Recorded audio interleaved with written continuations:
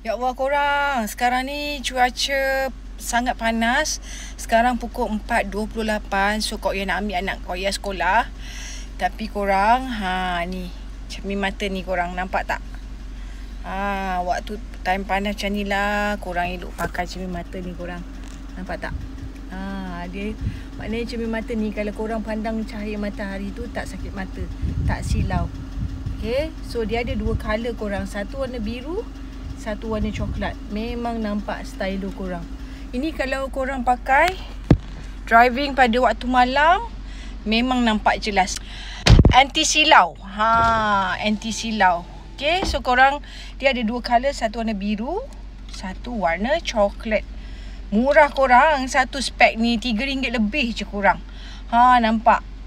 Korang boleh pakai waktu siang dengan malam. Kalau driving nak pakai ni pun memang sangat boleh. Nampak tak? Korang kena cahaya matahari, sangat stylo, betul tak? Cantik gila korang. Yang penting cermin mata ni murah, tapi dia punya kualiti nampak mahal. Cermin mata ni kan nampak dia mahal tau, tapi sebenarnya murah je. So bila orang yang pakai tu kan, dia auto nampak mahal korang. So kalau korang nak cermin mata stylo Milo ni kan, bila pakai auto mendonya, clip bag kuning.